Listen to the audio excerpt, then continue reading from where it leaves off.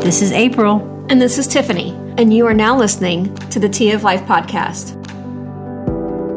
Happy Valentine's Day, April. Thank you. Happy Valentine's Day to you. How are you celebrating Valentine's Day today? I'm spending it with you, recording this podcast. The boys, that would be my husband and son, made us breakfast. And we're going to do a dinner on Friday. So we made it more fun. But we also celebrated with a stuffy wedding. A stuffy wedding. What's a stuffy wedding? It's where two stuffed animals get married. Oh, okay. My bad. Sorry. Stuffed animal wedding. This was planned by my children. And we've been planning it since the beginning of February. They wanted to have this wedding. They wanted to plan it out. And then Conrad said, well, why don't we do it on Valentine's Day? So, at school, part of our planning for our day or our life skills has led up to, what do we need for this wedding? What do we need? We wanted streamers. I had Rylan think about what she wanted to decorate with. So streamers, okay, we had to buy those at the store. What were we going to have? Cupcakes, okay, well, we need, what were the things that we needed there? So it was a neat little way to help her plan for an actual event and carry it through. And they set up the couches, like pews you would see on, side by side church, and then the two chairs that we have. And they put streamers and balloons on the lamp, and all the stuffies sat on the couch. Rylan had a ring bearer, and she had it was a dragon. He was a wing bearer. and she had like a flower girl. She literally had this little dragon. Okay. She threw out leaves and streamers, like confetti, and it just, all over the floor, but it was so cute. And when the whole ceremony was over, they would ride away on a carriage. She put the two little stuffed animal guys in there, or guy and a girl stuffed animal. They went tra-la-la all the way down the hall. So yes, it was Gary, which is a stuffed animal that my aunt made for Kale when he was born. And so he and Cola, which is the stuffed animal girl stuffed animal, that bear that Rylan got over Christmas. So two different mammals, two different types of mammals. They're both they're both bears. Oh, they're both bears. So they're both bears. Berries. And then there was a zebra and a fox today. That was the second wedding. It was a zebra and a fox. Huh. Nick and Zia. Okay. Actually, I think we just stopped at that, because by this time I was like, okay. But the takeaway was they planned it. They did the decorations, invites. So all this, like, what would you need to do if you wanted to be a wedding planner or an event planner? What would you need to do? So, well, okay, let me ask you this. Okay, did you get her own panda planner for her to be able to plan this wedding? It's not a panda, but she does have an organizer. She does have a planner. And so we've been because we write. I think the panda planner, though, would be very appropriate for this stuffy wedding, though. Right. That'll bump. There's got to be a drum roll insert there.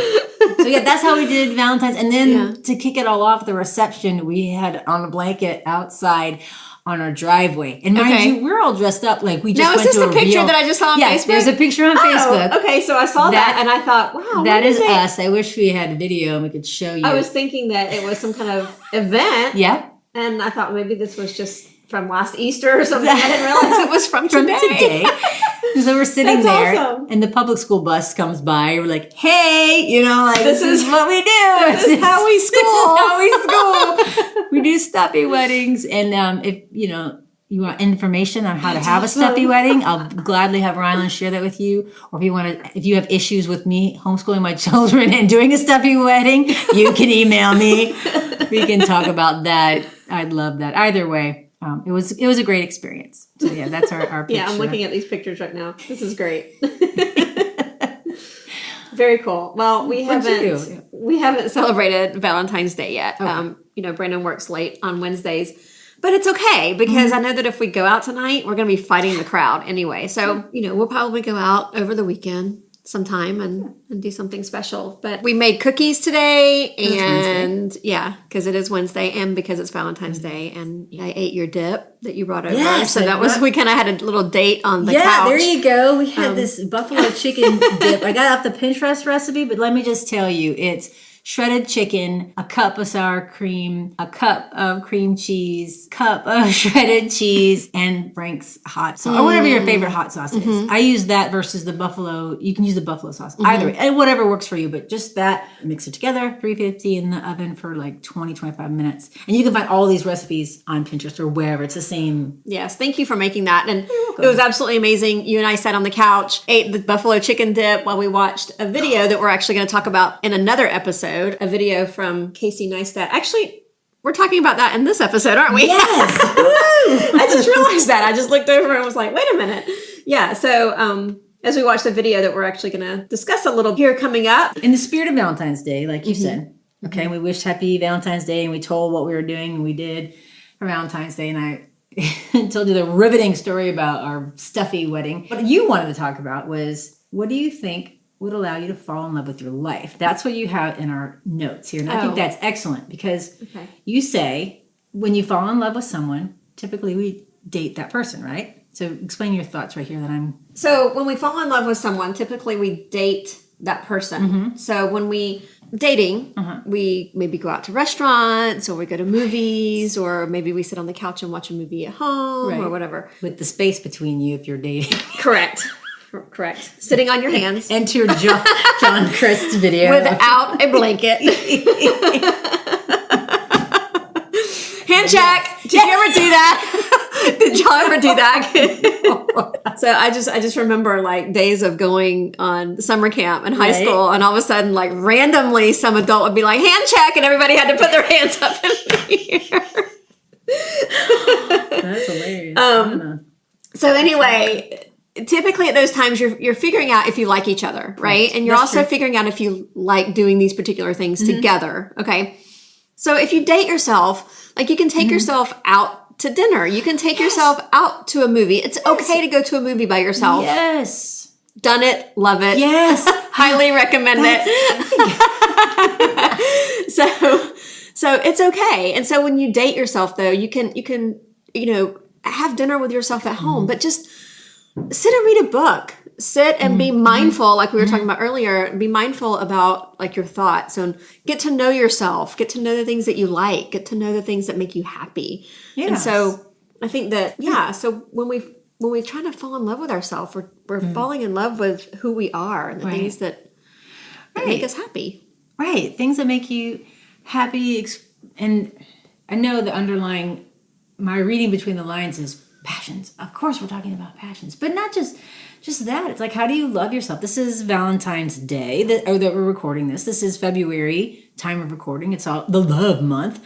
But how do you love yourself well? When you were just talking about that, I thought, how do you love yourself well? And I had the plan for February to, you know what? Loving myself well means eating healthy, exercising, taking mental breaks, taking time to just, maybe it is watching an episode or 2 or 10 of Grey's Anatomy. That's what I was thinking. And getting back to that paleo lifestyle where I felt amazing. And I know it looked amazing, but I felt amazing. And I wanted to love myself well. And that hasn't happened. And it's okay. I'll get there. But so that's what made me think about love yourself. Tiffany and I keep talking about doing an experiment, I should say it like that, and doing like 10 days, at a Buddhist camp. From that 10% happier book we talked about. But we just talked about taking 10 days and kind of quieting ourselves, quieting our souls, getting out and just focusing on focusing on the podcast, but also focusing on writing, focusing on just what God is doing with us so that we can be in a more healthier, happy, whole place for our family. Take one for the team, family. I need to be a better, happy, healthy, whole mother for you. 10 days. See you in 10 plus. We joke about that, but that would be loving ourselves well. I don't know why 10. Oh, I know, because 10 I think has to do with, I don't know where the number 10 came from. I got the 10 basically from the book 10% Happier because he went to a camp and he was there for 10 days and he journaled through those 10 days. And so that's just where I have the 10 days is just in my head because of that. But honestly, I've considered 14 days. So that's too low. I'll take 2 days. But I think, it's okay. And as moms, who out there guilts themselves to not taking or investing in their time of themselves. I'm sorry, time. Like you're saying, go to the movies by yourself. That's amazing. Yeah. Like, you know what I did the other day? I went to Second and Charles and I bought a coffee at Starbucks. I thought, you know what? Yeah. I'm going to be okay with spending $20 on this coffee. Yeah. Well, it's $4. Right. And I am going to take it to Second and Charles and just look. Yeah. So the point is, I took time for myself. Also wanted to mention you were live Yes. on the Epic Success Academy with Dr. Shannon Irvin. Yes. Tell us about that. Okay, that was very nerve-wracking and exciting at the same time. I was part of her beta course to launch the Epic Success Academy, and it was a lot of fun. It was challenging. There's a lot of work involved, but it was good. It's exactly what I needed. So she reached out to do a testimonial, and I was so nervous because I was like, I don't have anything to wear. I don't have anything to put behind me as visually stimulating part of a video, and I just like froze up. So then she was like, hey, what do you think about, just would you be interested in being on a webinar with me? And I was like, okay, sure. So like right now we can record or we can edit, and that's a safe place for me. But on Facebook Live or any kind of a live thing, there's no, people see the real me. People see the rabbit trailing thought me, the can't get her words together me. And I was like, so I was trying not to freak out about that. So Dr. Shannon Irvin, for anyone who doesn't know, and you all should know, because if you've been listening to the podcast, you would know who Dr. Shannon Irvin is. We interviewed her in episode 28. So if you have not heard her interview, we encourage you to go back and listen to it because she is absolutely amazing at what she does. She's an entrepreneur and high performance achievement mentor. I guess that's what you would call her. So she's the host of Epic Success Podcast, and she also is the founder of Mosaic Vision. Remember we talked about that in her episode. Right. It's a nonprofit organization. And at the time, like right at this time is when she was thinking about launching the Epic Success Academy. So it takes you from dream setting and planning and walks you through that whole step. So for anybody who actually wants to watch your video, we've actually posted a link to it on the Tea of Life podcast Facebook page. So head on over there and watch that video. And while you're there, just go ahead and give us a review, if you don't mind giving us rating us with some stars. Giving us some stars. We would appreciate that. But in your interview, I was, as I was listening to it, there were a couple of things that stood out to me. Okay. And one of them was kind of at the beginning when she was talking about taking your thoughts captive and being mindful of your thoughts and being mindful of your day and what you're doing throughout your day. That really spoke to me because right now I am kind of going through this whole learning how to be mindful thing. You guys know that we read the book 10% Happier by Dan Harris, which I highly recommend. And we're actually going to talk about that book in a later episode. When April reads it. Right. And it's really good. And so then one of the things that you also mentioned was that money seems to be the biggest thing that holds you back from dreaming. That is true. Because I had a hard time even going to, how do you dream about a vacation or a car, going to school or passion even. I couldn't figure out how to provide an income for that because I just saw what was in my bank account and I knew what would need to draft. And so I called myself a realistic pessimist because I was a realist. Like I couldn't think in dreamland. And I was always glass half empty. Is that the pessimistic kind of? Yeah, that's how I used to be until I met my husband. So he's the dreamer. He's how we do fun things. So you've been going through this Epic Success Academy, and it's actually kind of helped change your thought process and change your mind about how to be able to dream and be okay with being on a budget or spending money while you're dreaming. Right, because she takes you from realizing the goals or setting priorities to them, going through different, there's 12 areas in your life, whether it be family, health, job. So you kind of look at a goal and you kind of assess a value to it, prioritize, level, see where you are, get your heartbeat of your life kind of. At the time, I needed to work in several areas. So you just pick out one area. Let's pick one area, put a goal to that and attack that goal in like a 90 days framework. And that gets us past, she talked about how you go over the 21 days doesn't make a habit. It's like around more like 67 where you've passed that. This might be a habit at day 21. You still have your old habit there, but you're embarking on a new habit. So it's that changing over. You have to still keep going with the same new habit. 21 days doesn't make the habit.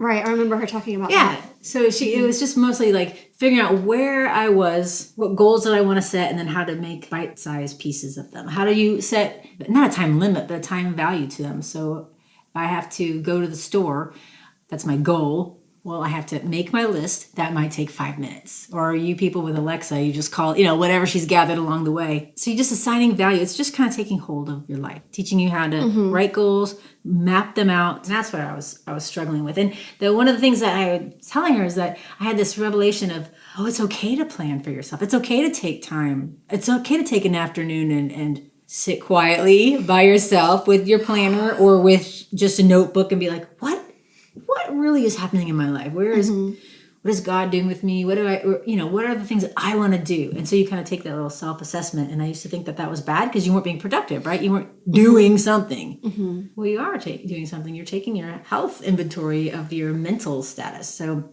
Right. She gave me not she, but in the class I learned to give myself the permission to take time out and set goals. But you talked about dreaming, and my dream had to do with, what is the statistic on behavior, like your financial behavior? It's 80% behavior and only 20% head knowledge, Dave Ramsey. Yeah. So that behavior needed to change. I was new in my head. Only 20% of myself was going, yes, we need to change it. And 80% is going, no, you can just spend it. Well, today, actually, this is actually perfect because today we actually are talking about budgeting for your passion. Mm-hmm. Like, how do you budget for your passion? I saw your notes for this episode and I thought, this is going to be great because I'm just going to sit back and listen to Tiffany talk because she is the queen at this. I am like, no, I'm not even looking at her right now when I'm talking because I can't. So this is my mind because they do so well. Let me brag on you for a minute. Okay. Just receive this. Her and her husband really do well. They are role models. They are very good about choosing how they use their money. They're very good about setting goals, setting a budget, setting boundaries, and following that.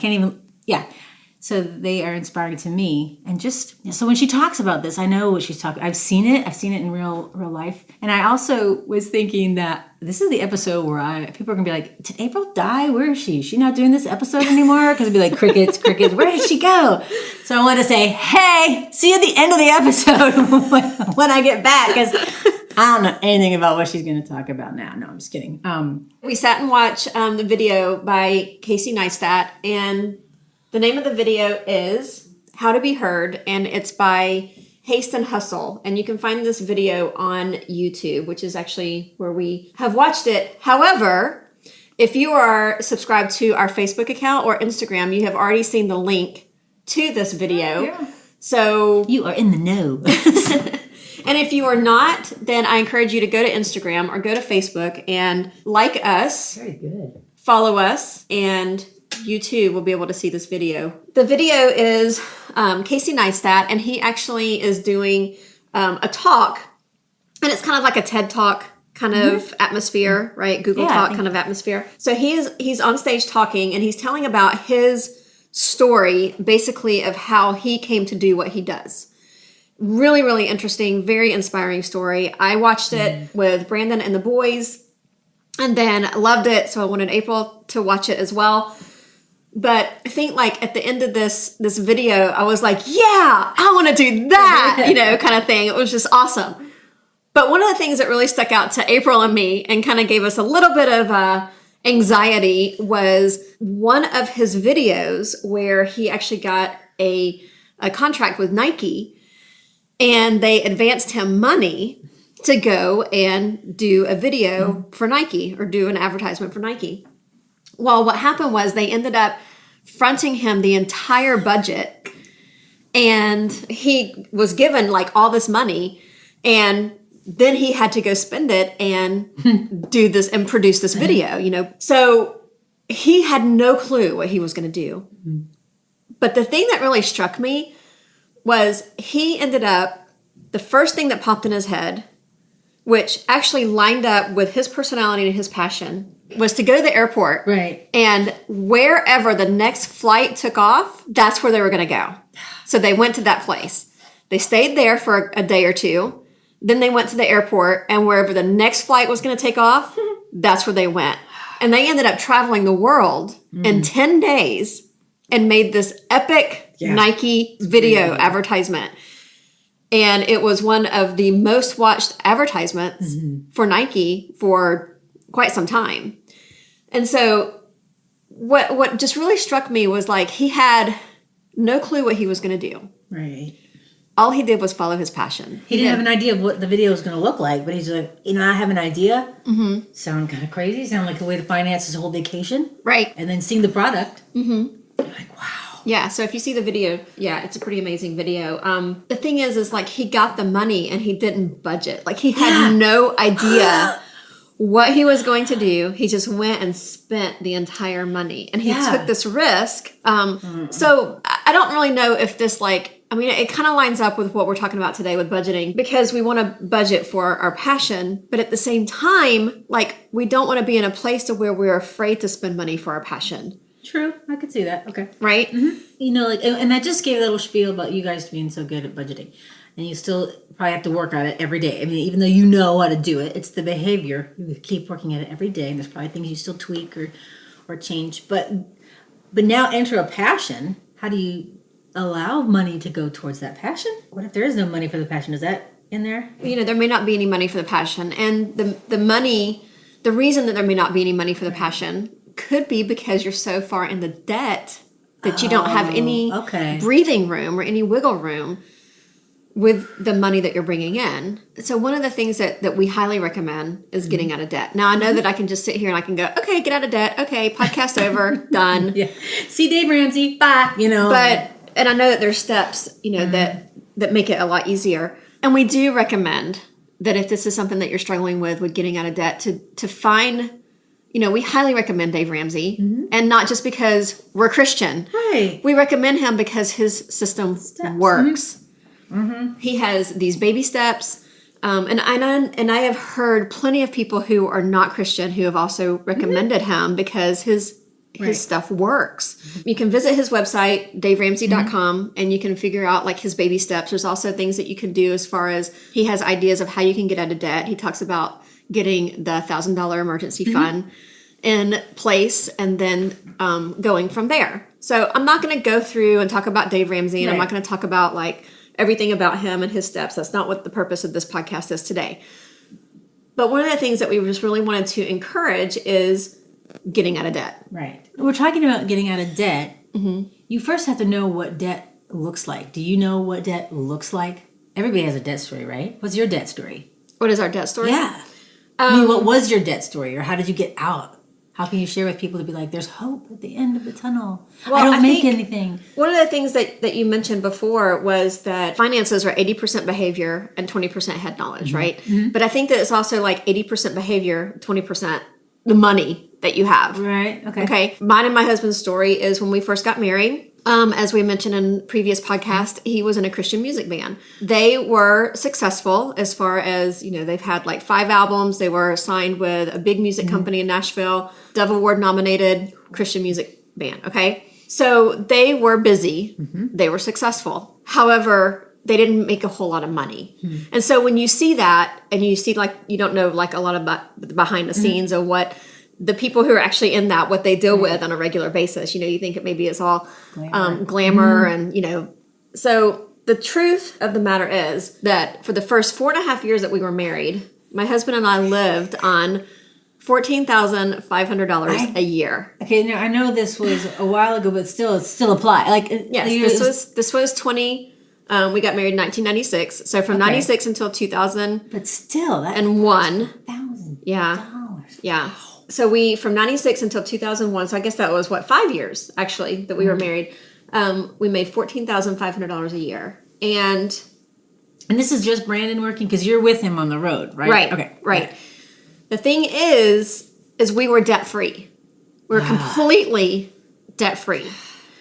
We had no car payment. We rented an apartment. We lived comfortably on this money. We never ever asked for a handout from anyone. No one ever gave us money. We didn't have anybody, sliding us money under the table every month. This is what we lived on. And there's not very many people who know that we lived on that much. Wow. Even the people that we were in contact with, like our best of friends at that moment, did not know that we were living on $14,500 a year. The thing is we knew how to budget our money, and God was faithful. So those are the two things. But how did you start that? Were you taught that in school or in parents? No. Okay. No, we weren't taught that at all, actually. It was just something that my husband and I really, that was something that was just kind of burning on our heart whenever we got married. The moment that we got engaged, I did have a car payment at that time. And my husband, Brandon, he had like a little bit in like a credit card or something like that, or a loan or something. And so the moment we got engaged, we had a conversation, and we knew that we did not want to enter into a marriage with debt. We had seen the devastation of debt around us and grew up, just seeing what debt can do to families and everything, right? And so we decided that this was not something that we wanted in our life. And so we decided that we could not get married until we got out of debt. All right. Now, there is no faster way to get out of debt than to say we can't get married until we're out of debt. Okay. And so actually, we buckled down, and I had a really good job at Home Depot at the time. And so we buckled down and we got out of debt. And the moment that we got married was the month of my last car payment. Wow. So we entered into a marriage debt-free. Cool. That was our vow to each other. That's what we wanted, right? And so we lived for the next 5 years debt-free, and then we had a baby. Okay. So at that moment, my husband came off the road and decided that he didn't want to be traveling and gone so much with a baby at home. Some people do it. Some people do it very successfully. It's totally fine. It's just not something that he desired for our family. So he decided to come off the road, and he got a full-time job. His passion was the change. His passion changed. His passion totally changed. Yeah. So his passion was being a drummer for this Christian music band, and now his passion has changed to want to be home for his family. And so with that, he found a new passion, which was working at our church. And so he was hired on there, and he was hired full time. And I actually ended up getting just a little part-time job, a couple of hours, like maybe 10 hours a week or so working. And so we had a little bit of income from that, but when we had his full-time job as well, right? Well, it pretty much tripled our income, from immediately tripled our income. And so with that, after living on the $14,000 a year and then tripling our income, we went into debt. Wow. So we lived on $14,000 a year debt free. Wow. Tripled our income and then went into debt. We had less money than we ever, with the tripled income with debt than we ever did with just living on $14,000 a year. I mean, we weren't sure if we were gonna make it to the end of the month with our money. It was stressful. We would, come time to make a payment on something, and we would wonder where the money is going to come from because we were spending money. We had budgeted for $14,000, and then when we got the tripled income, basically we thought, it's no big deal, I guess. I don't know if mentally we just thought we didn't have to budget anymore. I don't know what our thought process was, but we ended up going from being debt free, living on little, to living on more and being in debt. We bought a minivan, we bought a house, we got a dog, we had a baby, we got a credit card, all these things. And we started raking in the debt. For the next 5 years, we were in debt until we had enough. Wow. That's exciting. Right. I'm just staring at you. So I guess the one thing that I wanted to talk about though, is that the fact that we were able to live on the $14,000 a year. Right. And we were able to live comfortably. Now we couldn't go to the mall and go shopping, but we were actually able to do it, Okay. So I guess my point is, if you're debt free, you can do anything if you are debt free. You have the option of doing your passion. You have the option of doing what it is that makes you love your life. Right. If you're debt free. Well, that people always say, money doesn't buy happiness, but then money has options. I mean, you have options now because you're not tied into, I've got to pay this or no. So we highly recommend being debt free in order to cultivate your passions with freedom. But we also recommend looking at the phase that your family is right at this moment. Maybe becoming debt-free isn't the exact right answer at this moment. And I feel like, gasp, right? Yeah. Right. And yes, I just said that, even though I just told that story. Maybe just drastically cutting down your spending or just getting on a budget, just simply getting on a budget. And there's plenty of places like Mint, Every Dollar. There's also online. I think Google has an online budgeting tool. There's all kinds of online budgeting tools that you can use just to get on a budget. Maybe that is just what needs to happen right now. And I say this because typically, depending on how aggressive you are, according to Dave Ramsey and going with his plan, it could take you about 18 to 24 months minimum to get out of debt. But think about that. And if you start working hard at getting out of debt at this exact moment and cut all spending, then you're not going to be able to invest in your passion at all. And that's a risk. Right. Right. And the reason that I say that that's a risk is because if you have small children at home, it may not be a problem. Okay. But if you're like us and you have a 16-year-old at home, by the time you get out of debt, your 16-year-old is going to be at least 18 or older. Right. Do you think he's going to want to hang out with you and do your passion with you? No. If that's like if we like our passion, we've taken up sailing recently. Yes. That's a family event for us. Like that is what our family does together as a family passion. Okay. So had we been in debt and had to wait to be able to buy, to get out of debt, to buy the sailboat, to be able to do the passion, our oldest son would be in college and would not be able to enjoy this passion with us. If you were to go back to a 9-to-5 job, knock it out, you wouldn't see them. Right.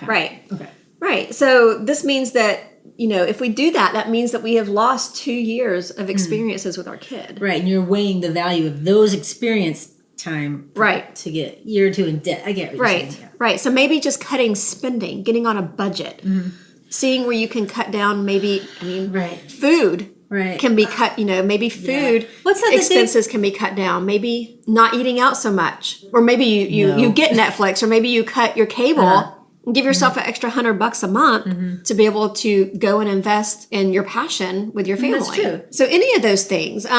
I know like cell phones. Cell phones are like a big expense with families. So, but there are companies out there right now that you can get the cell phone, very, very similar coverage, similar plans for very little money a month. We are with, for me, my husband, he has AT&T. I'm using Straight Talk. Okay. So Straight Talk, I pay, I think $43 a month I pay for Straight Talk, and I get 10 gigabytes of data, unlimited text, and unlimited call.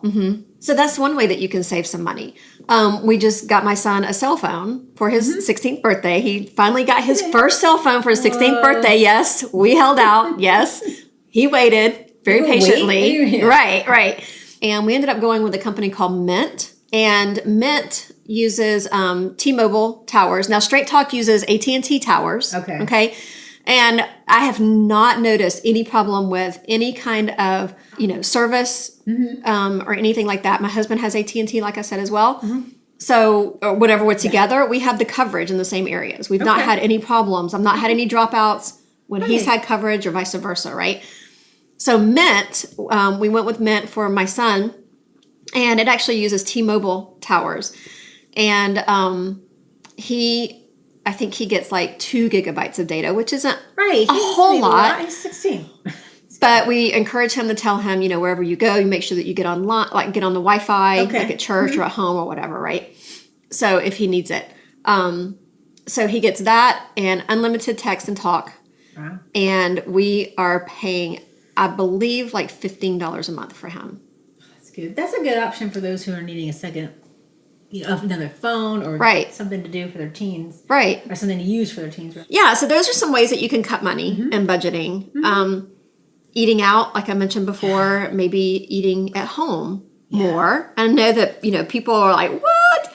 Oh, but there's so many things that we can make Instapot. There's so many things that can make our lives easier at home. Go invest in $100 Instapot and, do a lot more cooking at home. everybody can have play a part with dinner time. You know, my kids like to cook.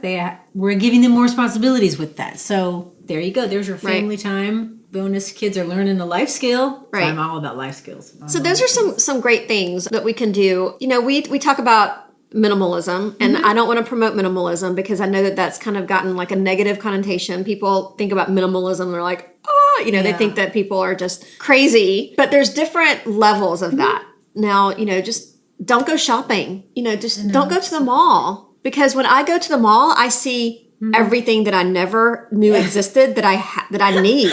Suddenly you need it. I suddenly need it, but I've been living without it and I didn't even know it existed. Yeah. And so if I don't go to the mall, then I don't spend money. Yes. My weakness is Publix, the grocery store. I mean, it's convenient. How convenient is it for us to go? Just like, oh yeah, we're a mile away. So that's where my weakness is. Because I can wear the same. If you looked in my closet, you'd be like, okay, you have 3 shirts. And I rotate them because I don't really care. Now that's a whole different story and a different podcast. But you gave an idea that I really liked. You said maybe make a list of your passions and try to figure out which one will be the best fit for your budget. Mountain climbing in Mount Everest might not be a passion fit for those who've got a lot of debt. You don't want to invest in gear. I mean, just think sensibly through things. Yeah, I know you're talking about like mountain climbing. You're talking about, you know, I think we've talked about backpacking and stuff in the past, or you know, kayaking. Yes. Of course, I'm thinking about all these outdoors things because we're scouting families and we love being outdoors, sailboating.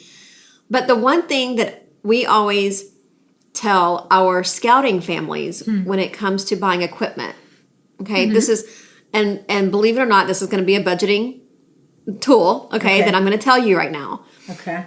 Is whatever it is that you want to do, whether it's more camping, hiking, backpacking, you know, sailboating, whatever it is that you want to do, figure out what equipment you need for that activity and buy what you need for the activity and buy good quality. Okay. Don't try to cut corners when it comes to buying equipment for your passion, because there's a saying, it's called poor man pays twice. Right. Have you ever heard that? Yes. Yeah. So basically what that means is that when you go and you try to buy the cheapest of whatever it is that you want to get, say you want to go camping, you go and you find the cheapest tent for you to go camping, then chances are you're going to be replacing that tent. But if you go buy a better quality tent that will last you, or maybe even comes with some kind of a guarantee, lifetime guarantee, chances are you're not going to be buying that tent over again. Right. The company will be replacing it. Or, you know, same thing with, you know, shoes or anything like that. And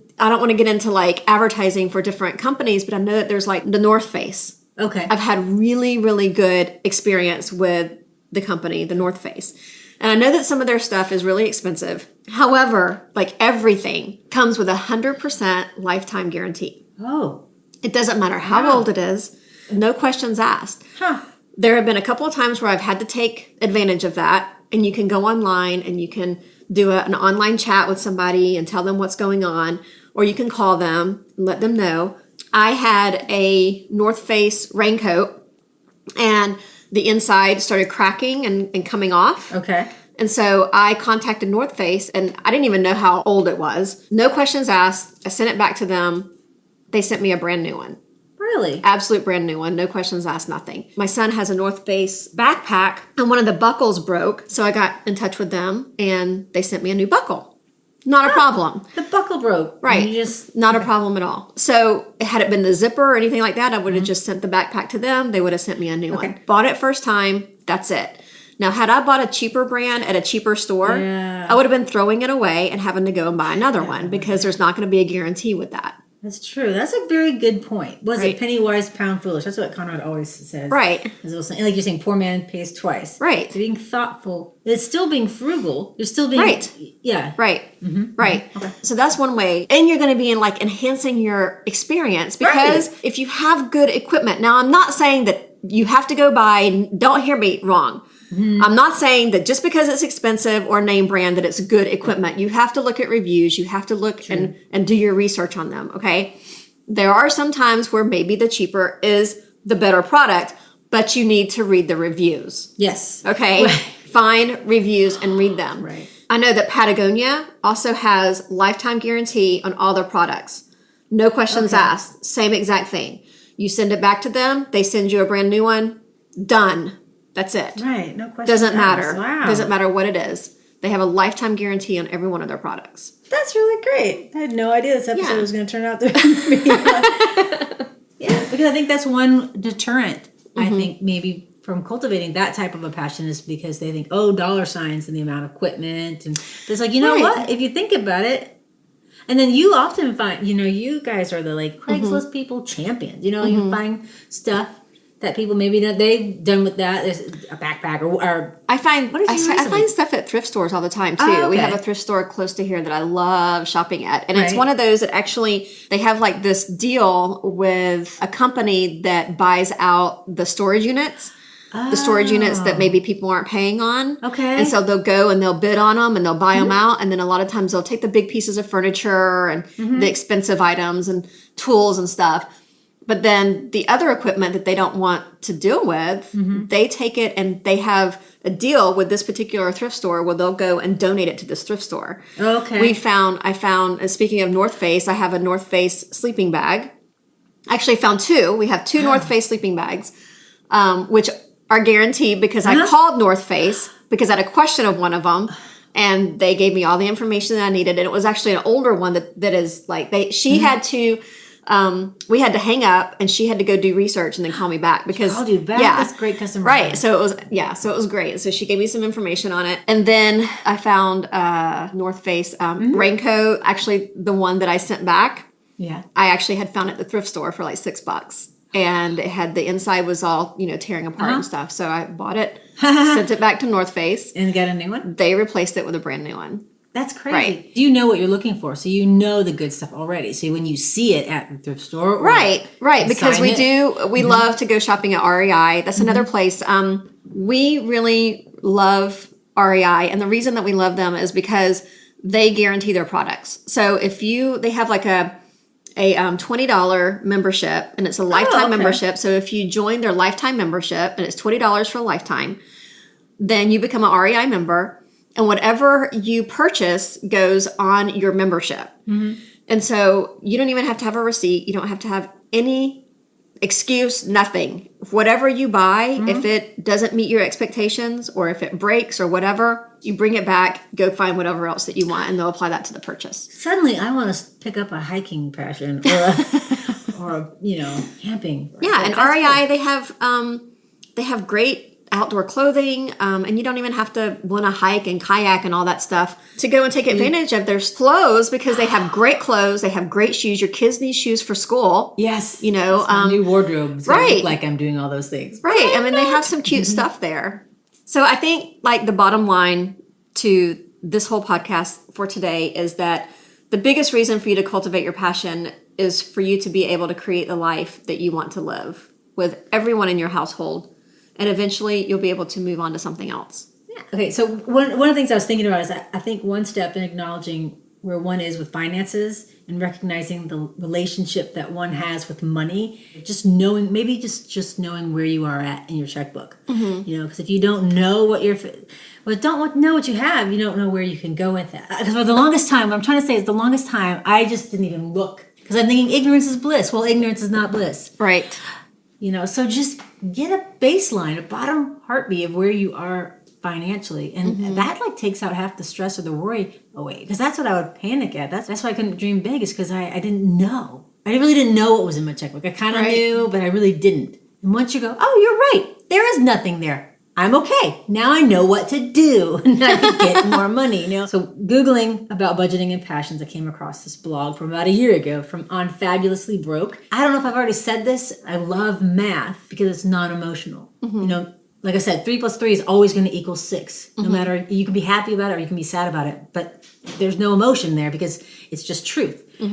So one of the things that she said was, because finance should not be related to emotions, and passion is all related to emotions, you must keep some control over it. That way, they can interact with each other without causing too much tension. It also prevents from impulsive and unworthy spending. Don't buy this new expensive running outfit just because you don't have one in this color already. That kind of impulsive and unworthy spending, that kind. So I thought that was kind of sums up what you were saying about just being frugal and mindful when you buy stuff. and not just to, because for me, what I used to stress out about is I would bring emotion into that. I would bring emotion into my bank account. I bring emotion into the finances, but it's just, they are what they are. In our future episodes, we have a note to planning for your passion. And Tiffany's note said procrastination and then she left it blank. And I laughed and said,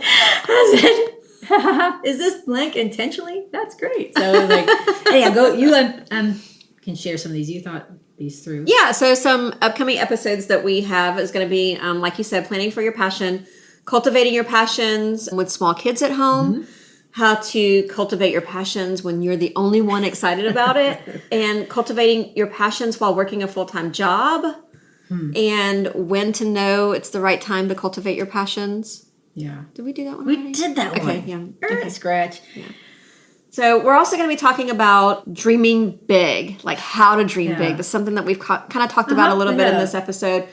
We're going to talk more about that in upcoming episodes. So we also have a chat coming up with Alexandra Kirkendall from Loving My Actual Life. We did the review of her book. In episode number 34. And so she actually, when we tagged her on Instagram, she listened to the podcast, loved it, and now she's going to come on the podcast and talk to us about her book. And as you guys remember, we had kind of a difference of opinions about the book. So I'm really excited about having her come on the podcast and kind of talk about her book and from her point of view. Her point of view, right. And then we also have a chat with Amanda White, which is author of Truth in the Tinsel. And we have her coming up in a few weeks. So we're super excited about some upcoming episodes that we have. So you guys need to stay tuned. If you guys want to follow us, if you're not already, you need to go to Instagram, to Tea of Life Podcast, and follow us on Instagram or on Facebook. And you guys will be getting all the posts that we do between our updates. If you remember, today starts the 40-day prayer challenge with Mark Batterson. He's one of our favorite authors. We've read a lot of his books. We've talked a lot about him. Yeah, so the Circle Maker, really game changer for me. So I have an idea for that. Okay, All right. Cool. So we have 2 books, the Circle Maker books by Mark Batterson, brand new. And we want to give these away to 2 lucky listeners. Yes. Okay. We're going to give one away to a follower from Instagram. And we're going to give one away to a follower on Facebook. Okay. So what you need to do is you need to go on Instagram. You need to follow us. And I'm going to post a picture of this on Instagram as our giveaway. Comment below the picture. All right? So if you have followed us and you have commented, we're going to pick a random winner from that list to send this book to.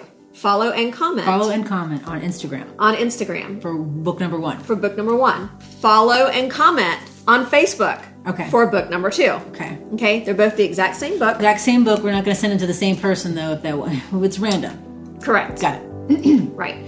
So you have to follow us and comment on the picture. Okay. And we're going to pick somebody, and we will send these books to a random listener. So this has been awesome. It's been a longer episode than I think that we have really wanted. But thanks for hanging in there. Thanks for listening with us. And we love you guys. Bye. If you like Tea of Life podcast and you've got 2 friends who want to create the life that they love to live, tell them about us. Find us on your favorite social media platform like Facebook or Instagram. Also, right now before you forget, go to Apple Podcasts or Google Podcasts and search for Tea of Life podcast.